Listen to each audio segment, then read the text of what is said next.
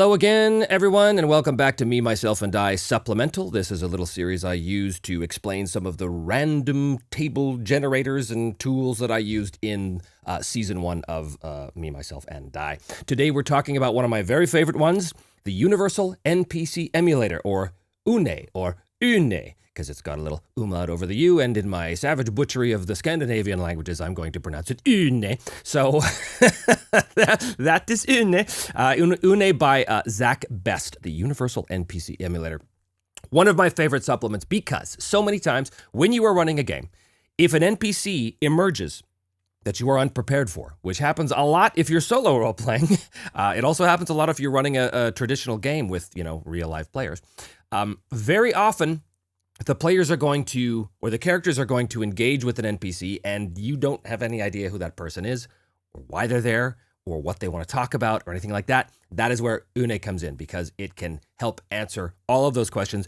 As always, these random generators are always contingent upon the context of the scene and your interpretation of the results on the table. So it's only a 12-page document. It's very, very quick. The first few pages give you a basic introduction as well as an overview of how to use the emulator. And then we get to the meat, the NPC creator itself. So the first thing you need to know is, who is this person? Now, sometimes it's going to be obvious. If the players walk into a tavern and they talk to the bartender and they're pumping the bartender for information, well, you've already answered the first question. You know that this is a bartender. But what kind of bartender is this? Well, that's when you can look at NPC modifier. And in many cases, this could be enough to just give you some sense of flavor for the character and move on.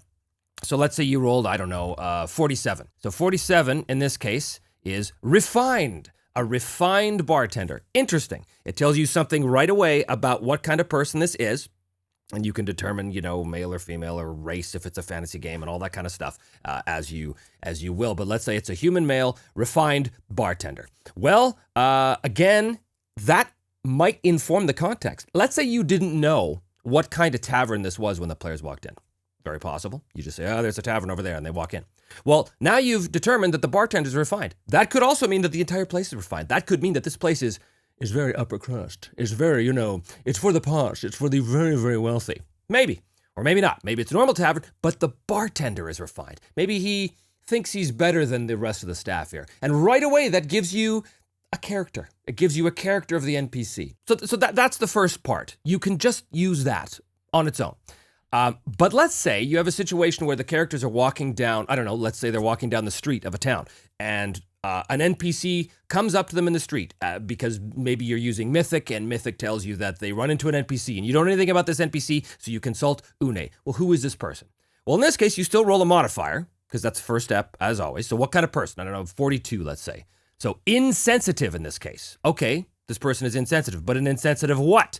Well, that brings us to chart 2, the NPC noun, and this gives you who they are. Insensitive, what? 83. Serf, insensitive serf. So if you're rolling serf and you're playing a standard kind of fantasy European kind of setting, that's fairly obvious. A serf is basically a peasant, an insensitive peasant. But what if you're not? What if you're playing a sci-fi setting? What if the players have landed on this world, super high tech? It's, maybe it's a giant city, like a hive city from Warhammer 40K or something like this, and they run into an insensitive serf. Well, that's up to you to determine what that means. Because obviously, if there isn't a feudal system in place, then it's not actually going to be a literal serf. But it could mean someone who is indentured to someone else. So an insensitive serf in the sci-fi setting might mean someone who owes a crime lord a lot of money and has been doing jobs for the crime lord to, pay off his debt. Maybe. That's just one interpretation, right? But you come up with this stuff in the moment, in the moment. So an insensitive serf, but let's keep it to kind of the medieval environment here, just to keep things simple. So an insensitive serf comes up to the characters in the middle of the bustling medieval town where they are. That could give you a lot of things to go with, but you don't know much about the person other than that. And let's proceed as though we know nothing about this person, what they want, why they're there, the whole bit. That's where UNE comes in. So insensitive serf. The next thing we do is find the NPC power level. Now, this in a social situation might not be as important as it is in a combat situation, but it might, right? It depends on the context. Determine the R level of the scene by assuming a numeric value ranging from 1, which is fairly boring, to 5, which means surprises at every single turn. This is a lot like the chaos factor of Mythic. So the chaos factor always starts at 5 in Mythic. It's on a 1 to 10 scale instead of a 1 to 5.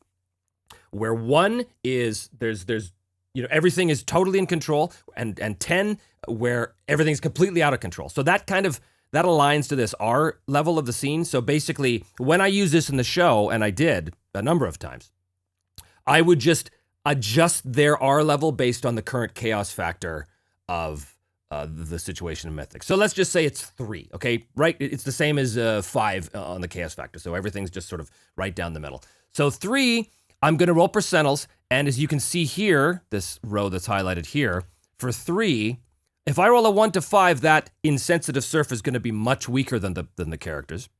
6 to 20 means slightly weaker. 21 to 80 is comparable or of equal level. 81 to 95 is slightly stronger, and 96 to 100 is much stronger. Now, what would be really interesting is if I rolled a 99 and this insensitive surf is much stronger than them. That's a really interesting idea. Why is this insensitive surf, and remember, medieval setting here, much stronger than the characters? At this point, I don't know, but it's neat. So let's assume that's the case. Let's say I rolled the 99, much stronger, insensitive surf. So now we find the NPC's motivations, okay? Now, you basically roll from the verb chart and from the noun chart, okay? And there's a couple of other little rules there about when you're rolling nouns, you don't want to roll on the second column twice in a row and all that kind of stuff. But for now, let's just assume that we're trying to come up with one of each. So we start with the motivation of this much stronger insensitive surf, and we'll roll a 14. 14. Possess. Okay. And so that's the verb, and on the noun on chart 5 here, we're going to roll a 79. Valor. Possess valor. If you were using the mythic parlance, you might say possession of valor. Interesting. Possession of valor. Well, that tells us something about this person. That they are valorous, perhaps, right?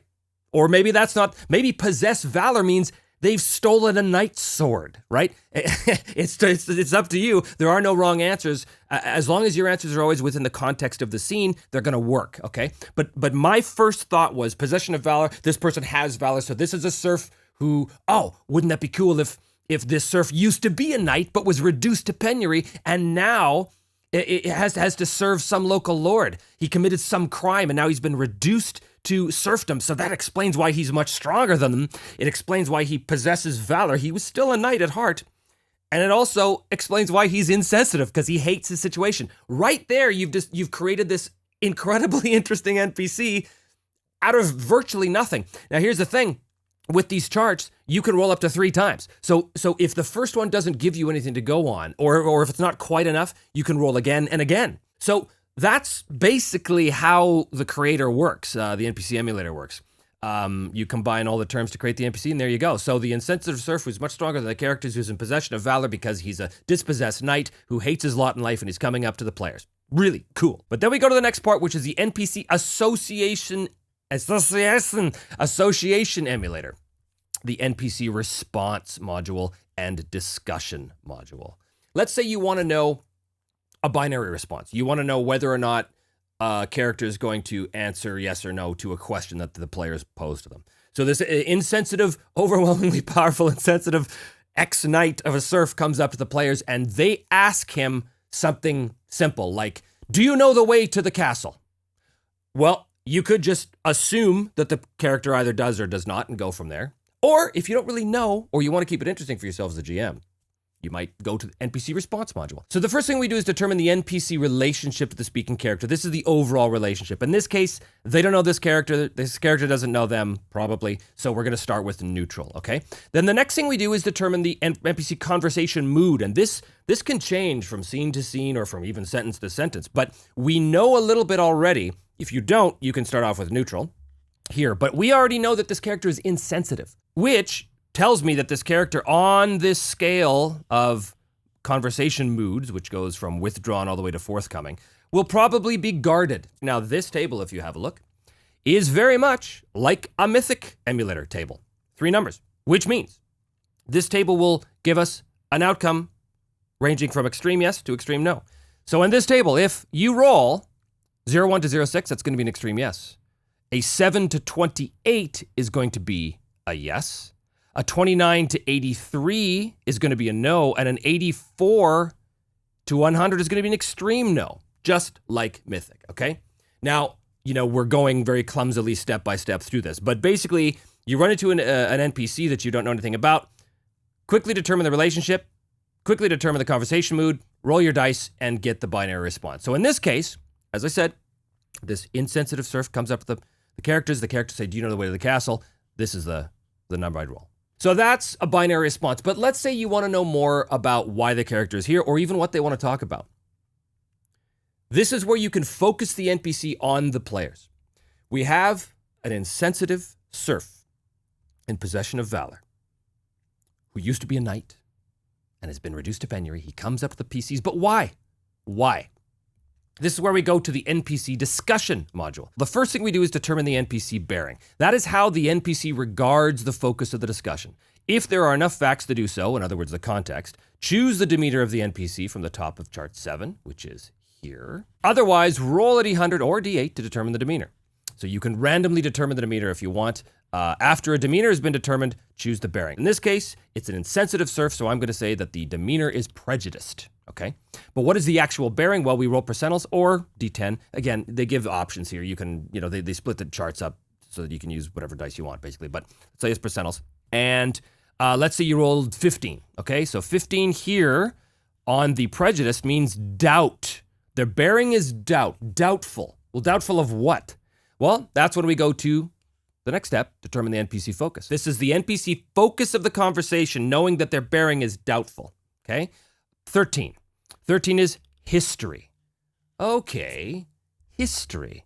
Now, with this result, it may be helpful to put the word PCs or your in front of the NPC focus if there is a question.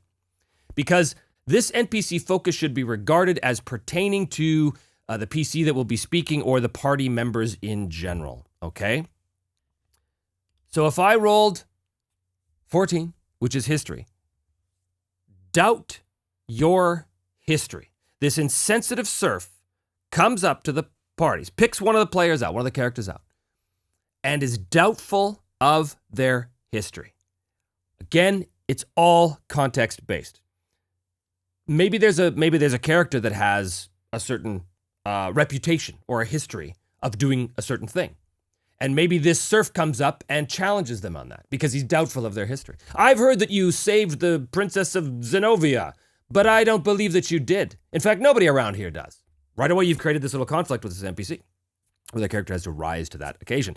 Remember, the purpose of all of these things is actually to create a conflict, because without a conflict, you have no scene. And without any scene, you have nothing happens. Nothing happens, and the players have nothing to do. My function as a GM is to throw obstacles in the way of the characters, to give them something to overcome. That's the heart of any game, right? Is make sure your characters have obstacles to overcome.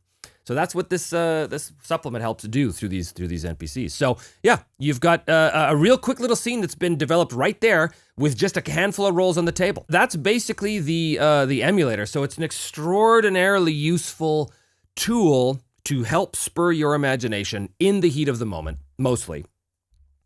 To come up with all kinds of NPCs. I mean, and again, honestly, a lot of the times, all you really need is the first couple of tables. You can learn so much about an NPC just from the modifier and the noun. So if I rolled 13 and 82, 13 is idealistic, 82 is magister, which in this case could be a wizard, could be a judge, depending on your context. Let's say this takes place in the town of Hundatora, in the world of Me, Myself, and Die. An idealistic magister, let's say it's a wizard, okay, a magister. An idealistic one. Well, that tells you a lot about this person right out of the gate. This person holds a certain ideal. This person believes in something very strongly. To determine their power level and then determine their motivations with the verbs and the nouns. This idealistic magister, what do they want? They want 52 and 96. They want to strive for magic. Well, look at that. You've got this idealistic wizard who is striving for magic. This person believes in something and is striving to expand their magical knowledge or power. There you go. Instant NPC. And if you want to know more about them, you could keep rolling on this table, right? The verb and the noun this time is going to be 2 and 36. Obtain, 36.